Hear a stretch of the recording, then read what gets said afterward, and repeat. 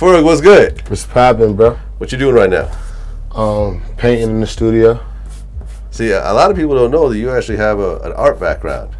Yep, I went to art school on 57th and 2nd Ave, Art and Design High School.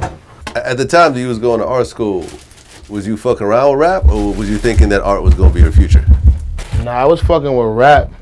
I just love doing art, but I always fuck with rap because I listened to rap since I was born. Like, before I knew I could paint, I would listen to rap music.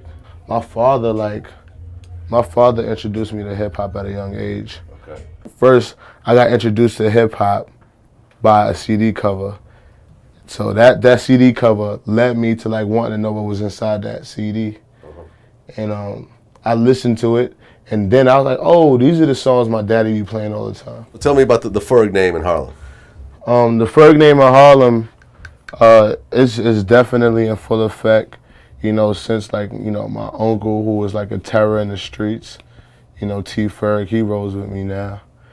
And then you had my pops, who was just like, you know, the guy who did the Bad Boy logo, the Uptown Cats Records logo for Andre Harrell. He was more out there and shit, like, as far as like entertainment goes and shit like that.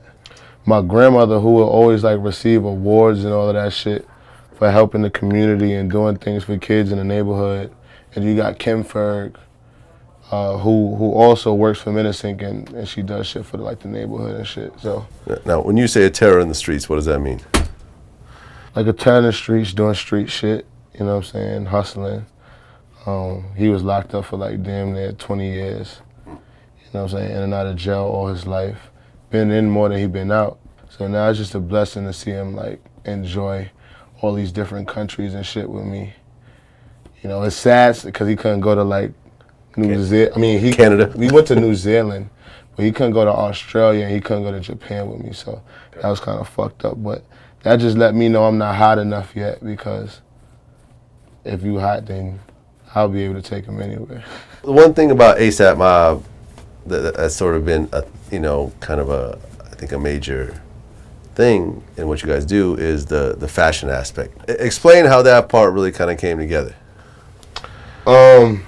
Fashion just always been a part of me personally, because I mean, when I went to art school, I was already into fashion. My major was fashion, my minor was fine arts. So like a nigga always been on some fly shit, just liking different shit. And I've been from the hood, and my people in my hood used to always be like, yo, like, Ferg, you always wearing some weird shit. Or like, yo, it's real different, you know what I'm saying? But like I always had respect because of who my family was and shit. But like the older niggas would be like, yo, this nigga Ferg is fly, he next level fly. And the young niggas just didn't never understand it. But then I go downtown to Soho and all of that shit. I take my moms down there, and then she'll just be like, yo, it's really kids out here that, like, you know, they really like pushing this culture, like, you know, getting different kind of haircuts, and, you know, just really being into fashion and just the culture, the art culture. We was like going to fashion parties and fashion shows when we was broke. We didn't have no money. We would like hop trains just to go to like a fashion show downtown, fucking with model bitches and shit. You know what I'm saying? Like, a lot of people don't know that this ASAP shit, it's not no cool shit. Like it's just not, like, we not just doing shit just like on some cool shit. Everything we doing now that you see and we portray on television or on the computer and shit, that shit is real life shit. Like, our friends and shit is white because that's who we was hanging out with before like all this shit popped off. We was like, niggas is skateboarding, I rode BMX, and then a lot of niggas who like talk about that drug shit or whatever like that, everything that's going on in the music, that's what was happening. A lot of the custodies was white niggas who was throwing parties downtown, who would throw a big ass party, and these niggas would be selling to these, like, you know what I'm saying? They would be the custies. How'd y'all two hook up? He's a part of Harlem history. Yeah. He's a part of our Harlem legacy, and I used to buy his belts. That was when I was hustling. Yeah. That was before I was even like putting shit on wax. He was the reason why I was, he was the reason why I was eating. When my mom wasn't believing in me and she was just like, nigga, get a job, this, that, and the third. His money is what I was showing her so she could shut the fuck up.